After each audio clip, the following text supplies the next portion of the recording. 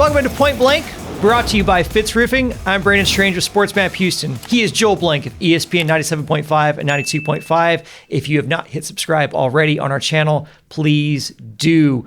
Joel, the Astros, as we all know, are missing two big pieces from their starting rotation in Justin Verlander and Framber Valdez. We got news Wednesday that JV is now playing catch for the first time since Tommy John surgery. As of now, he is expected to miss the season, but there is an outside chance, looking at the typical time frames for recovery, that Verlander could possibly be available for the postseason. Joel, I have to ask you, before I get your opinion on whether this will happen, I just want your opinion on how much better the Astros would be if either Verlander, Valdez, or both could give them even limited contributions in the postseason. Oh, it would mean the world to this team, Brandon, because of the fact that they've still got most of their offensive potency from the 2017 team. When you still have an Altuve and you have the young bat that is Yordan Alvarez that you believe is going to be what he was before he got hurt, and you have Bregman and you have all those, Correa and all the different pieces. The biggest question has been the pitching. And we know that there was good young pitching, but it was stabilized in 17 by Verlander. It was stabilized again with the addition of Greinke. And so to bring a Verlander back almost like a free agent late in the season, but after the trade deadline, at a time when you need him most, where he's a savvy, seasoned veteran pitcher with playoff experience, where as long as his health and his arm is back to snuff and it's good enough to be out there, why wouldn't he also use the opportunity to showcase his talents for another big contract as he's a free agent at the end of the season?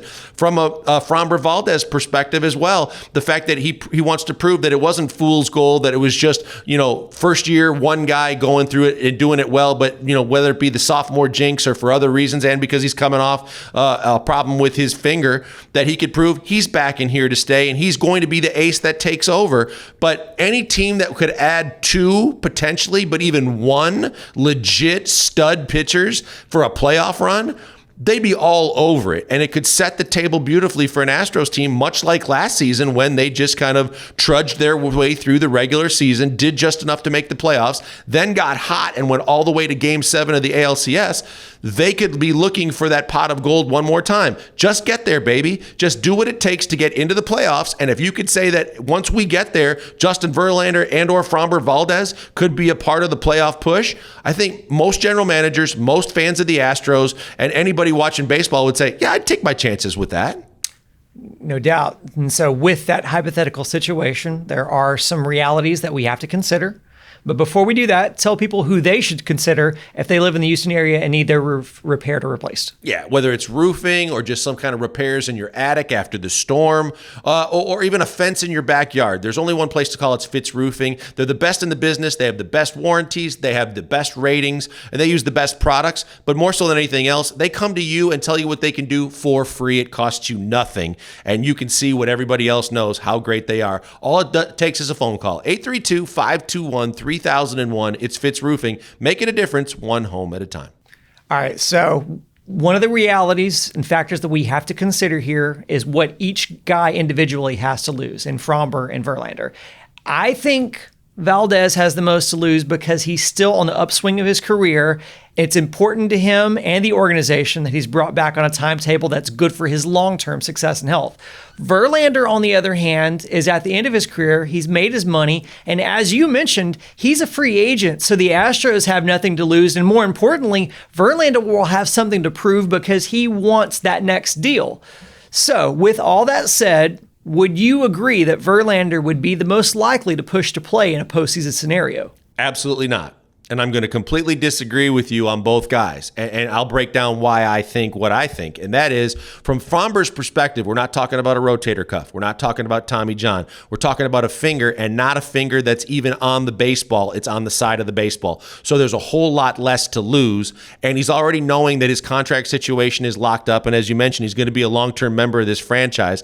So I think for those reasons alone, he's going to be a guy that says, hey, I'm willing to do whatever the franchise needs me to do because I'm going to be here and I know what I'm going to be paid, and I know that I can help my team win, and I want to keep doing that and get back out there. So I think that I don't think that an injury like that is going to be something where you're leery about pushing him out there and risking further injury, because further injury to a finger that's not on the baseball is totally different than your rotator cuff or your elbow.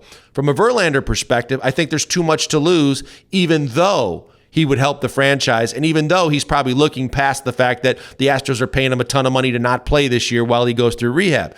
He wants another contract. He wants to play with another winning team. He wants to prove himself again. If he comes back too soon and he re-aggravates the injury that he had and the surgery that he had, then he prevents himself from doing all those things to go out on and fade into the sunset with maybe another ring, with another good team, solidifying Hall of Fame numbers by stacking up wins on a team that has a great offense around him and a chance to win every single night. I think that it's too risky for Justin Verlander in so many ways for him to go out there and try and push it and rush it and get back too soon, because he has a ton to lose by being a free agent at the end of the season, not under team control, not with a guaranteed contract, not with all the things like a Framber Valdez where he says, yeah, I want to help my team because they are already behind me and I'm young and all these other things. I think Verlander would be more apprehensive than anything else, unless the medical people tell him unequivocally he can't hurt himself and re-injure and go back to where he was at the start of the season. I think you make really good points there, and I tend to agree with most of them. I don't think either one of those guys are going to be out there unless the medical staff gives them the green light to do it. The only thing I would say in rebuttal to that is it seems like Verlander is, as one of our producers said, he has that kind of jerk energy, and not jerk in a bad way, but just a dude who has a chip on his shoulder constantly. And so I do wonder if that wouldn't motivate him to try to go out there and be salty and have something to prove, just to say, hey, I can come back from this ahead of schedule, and I do have something in the tank. So anyone who's thinking of picking me up should spend the money. But for all the reasons that you mentioned, it may not turn out that way. Well, the other thing, too, is that Verlander's always very cognizant of what people say about him. And as good as he's been in the regular season over his career, there's always been people that have poked the bear a little bit in the postseason and questioned his ability to always step up in big games and get to a number of World Series and do a lot of the different things. So I think that you could say, hey, I get to take the whole season off, but I get to jump right back into a postseason where the stage is the biggest, the lights are the brightest, and I'm coming back to make a statement. I make a statement I'm healthy. I make a statement that I'm dominant. I make a statement that teams are going to want me and I'm going to get paid. And also I get a quick chance to get one more ring before I get out of Houston. I think that those are all things that, like you said, to whatever mentality you call it, he's got that kind of bulldog in him that says, hey, I'll show you, I'll prove you wrong, and I'll kick you right in the teeth and in the way to doing what I want to do, how I want to do it. So I think, yeah, you could see that happening. But again, it's all down to the medicals. And I don't think he even takes the chance at doing that unless there's a lot of guarantees on the table, especially with his health, that he won't hurt himself any further, and the fact that you would get teams to entice them to want to give him more years and more money when he's on the market in the summer.